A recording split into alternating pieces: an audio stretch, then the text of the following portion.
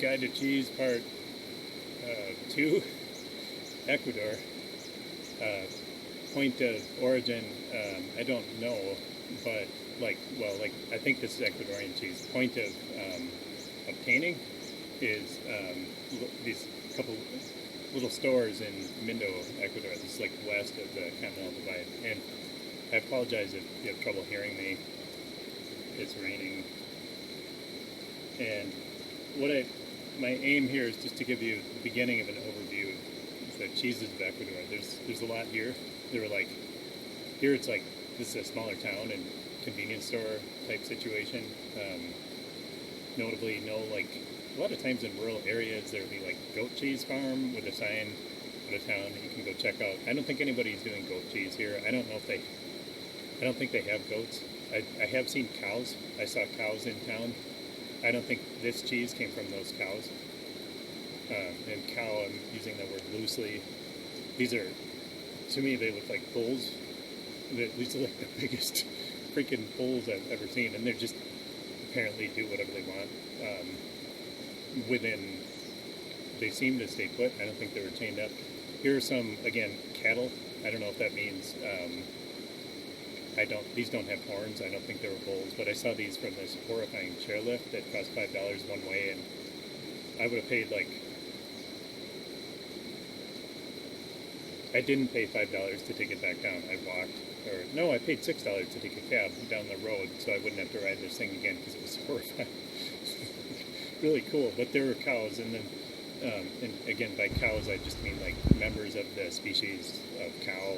They may have been head or steer, or I don't really know my terms, but anyway, we're doing cow milk, and just in town alone, in the little convenience-oriented stores, which are really very convenient, I saw 7 or 8 different varieties of cheese, and I'll go through these with you.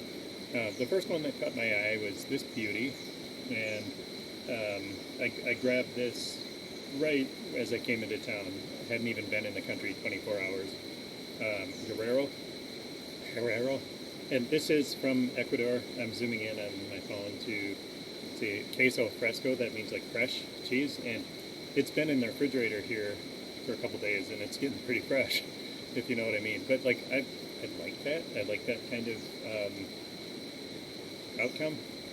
So I got right to work on this. At first, by itself, I'm zooming in on the label here. It's hard for me to see, I suppose. And again, I apologize if you can't hear what I'm saying. Partly I blame my equipment and just my surroundings, but I want to bring you this information. I like the nutrition labels here. There's medio and grasa, medio and sal, meaning there's some salt, some fat, and bajo, not much sugar, bajo and azúcar, ppm. I don't think that's beats per minute. And this comes from San Miguel de los Pancos, Ecuador. And we'll look that up later, and I'll put up a little picture of a map for you so you can find out where this came from. And it says keep it refrigerated, and this is pasteurized. And I don't know if they require pasteurizing in this country. Nutrition label, besides that fat, salt, and sugar index, which I find super handy, contains milk. It says, I think that's understood when you're dealing with cheese. Calories 60. So the label is torn, but it's not a super long list of ingredients. One of the ingredients is semi-skimmed milk, and this is basically like a mozzarella, a mozzarella that you would have with your bruschetta if you were in Italy, I think. I don't have tomatoes. I didn't buy fresh vegetables. There is a tree tomato here, by the way, that's really good. I had it in juice at my accommodations near the airport on the way in, which was the same day that the president fired the legislative assembly, the parliament. So this country is in a bit of trouble right now, but they seem to be on the path to getting things figured out. Let's see. So what I did for you, and I'll try to get to the point here, I put together a little sample, and I'll walk you through the steps that it took to create the sampler, and you'll learn a little about Ecuador along the way. And then we'll again, I'm sorry, you probably can't hear much of this, but then we'll pour some wine, and you'll get to see me enjoy this late afternoon spread. More things I picked up today. I've been just kind of stopping in at stores. I've been here a couple days. Galletas. These, I didn't know if these were going to be sweet or savory. I didn't look very hard. I could have looked at the back. I didn't.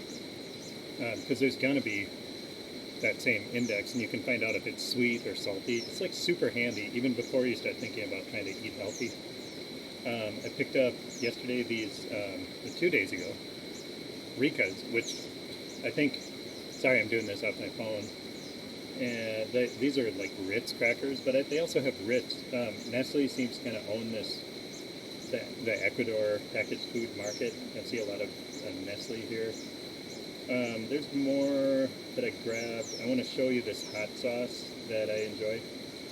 I'll show you this other cheese first, though. This is primarily a cheese video. This is my other cheese that I'm featuring. It's called Kiosko. And see, they don't even have the sugar index on here. It just says no contente azúcar. Does not have sugar.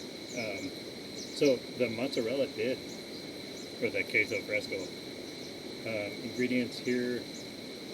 This is more like a Kraft Singles, and just so you know, yeah, it still comes from Ecuador. It has a ppm rating, and again, I don't think that's like so you can synchronize it with your techno records if you're DJing. It's not beats per minute, it's something else.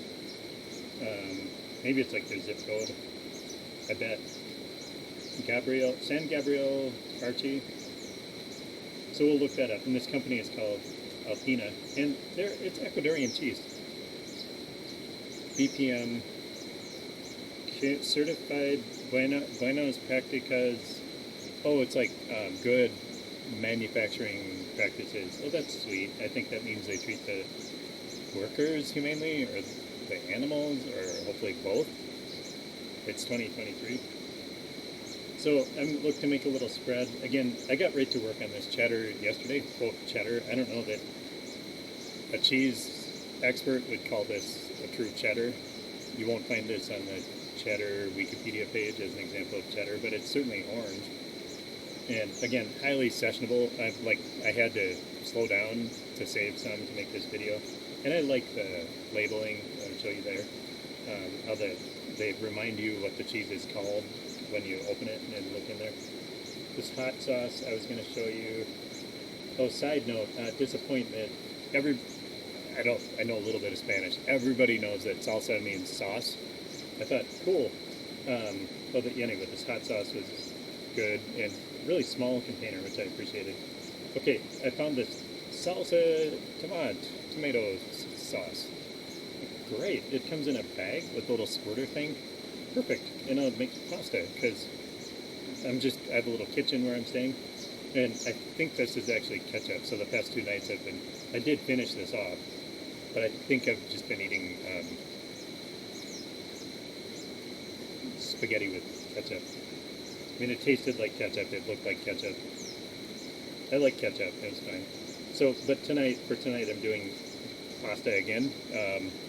It's a great word for pasta in Spanish. I forget, but here's that word. Isn't that a cool word? So, night 3 of pasta. I'm not here to flex with gourmet eating. My place comes with both spices.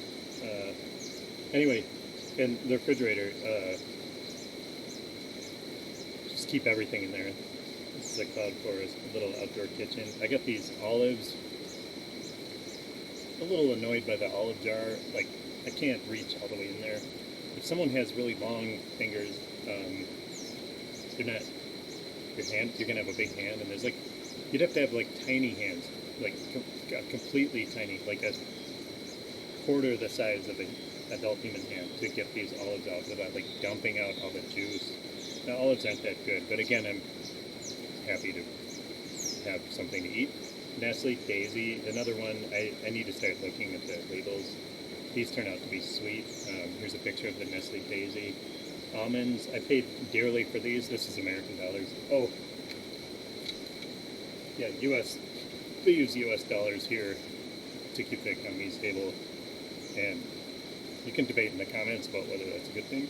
But a lot of 50-cent pieces and like the JFK ones, Pocahontas dollars. If you wonder where they all ended up, I guess they're here. And some actually, honest to goodness, Ecuadorian minted coins that say like country of Ecuador on them, and they'll be like 50-cent pieces or whatever. And they're the same shape and size as the JFK coins that we don't see too much in the lower 48 anymore. So the Daisy crackers, and here's my spread, and you can see me adding to it. You can see the Daisy crackers. I'll zoom in on that for you. Wine, I paid probably too much for this wine because I found more wine today that's only $6. This was $9. It's pretty good. I had to take a picture of the label to read where it comes from. I assume Argentina. No, Chile. Chile. I don't think there's really wine from Ecuador. I don't understand why, but you can get South American wine pretty cheap here, at least the cheap stuff. I haven't gone there. And here's my view, which you can't really see, but it's wonderful out there. There are birds flying around. And I'm gonna, I'm having my evening. So I'm gonna get into this spread now. One more thing I want to show you, these interesting, they must be like roast corn bits. They're good, and I don't know how much they were. There's no labeling on this package, but you get a whole bunch. It's like this much, and I guess they weren't too much money because I got like a whole lot of this stuff that I'm showing you for like $14, and it included this and the $4 almonds, but not either bottle of wine that I told you about. So anyway, things are inexpensive here once you get here. Kind of exceptions. I don't know. It might be expensive to get home if there are protests because of the political situation. I have to like swipe a credit card or do God knows what to get a helicopter to fly me into the airport, which people had to do last year because the airport was like blockaded. That might get expensive. So fingers crossed. Difficult to just really dry out your mouth. These corn things, but they're a nice like pre-snack, and well, pour some wine. Ooh.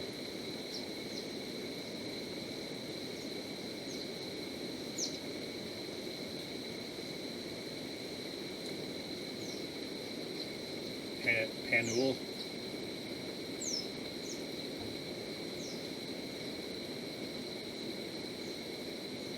It's like red wine. Pretty good. I'll tell you what kind. Like, I'm sorry. It's like finally remember to bring readers everywhere. Oh, Malbec. Malbec. So said something about Ecuador. I don't know. But, like, it's a good wine. It came with it. It has a cork. It's not like the screw off. So, it's a quality wine. And let's just go through. I've got these almonds. And I'm not. You shouldn't have to watch me eat this whole plate. That's like. Nobody has time for that. Things that go well together. This is the first cheese I showed you that, I forget what it's called now, but the one with like the picture of the cow on it. It's good. So having it with a Ritz cracker.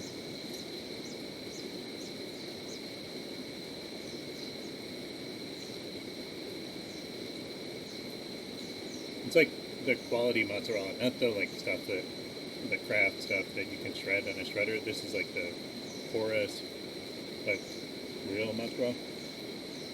Semi-soft. It's good. And then I really well. So here we go with the fiasco.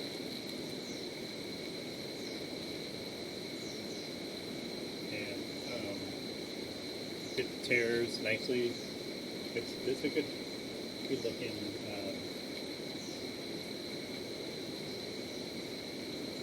We'll put that with an olive.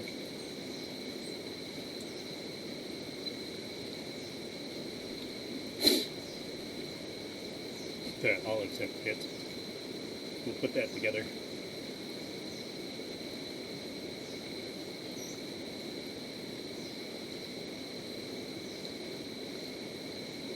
It's pretty good. It's fine. Chaser. The olive and the cheddar and those two things, it's too much of something. There's like too much. Those don't go particularly well together. That was a mistake.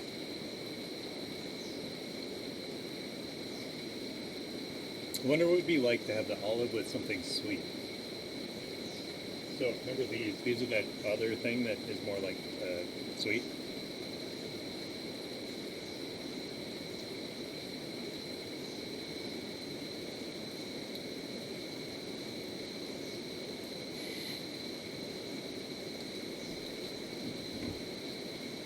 I'm sorry.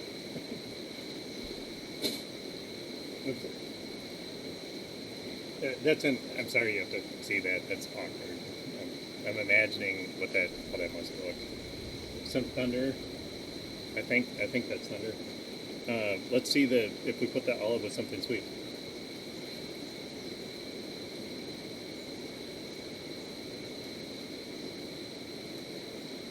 Yeah, it's better. It's like balanced. So really, yeah. So if you're gonna get this Fiasco cheese, doesn't go well with olives. Like they can be on the same spread, but don't put them in your mouth at the same time.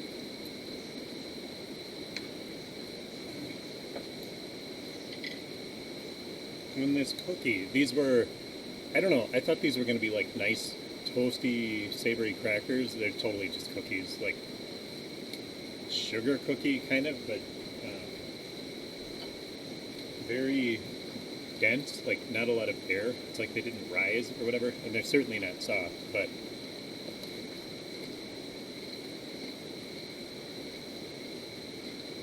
good. So in a couple of days, I'll be stopping in bigger stores that take credit cards, and I'm trying to hold on to my cash because I might need it. I mean, I don't think my ATM thing works here. I don't have that much cash. I didn't know the president was gonna fire the entire like Congress the day that I was flying to this country, or I might not have come here, but I'm glad to be here. Or I would have brought more cash or something.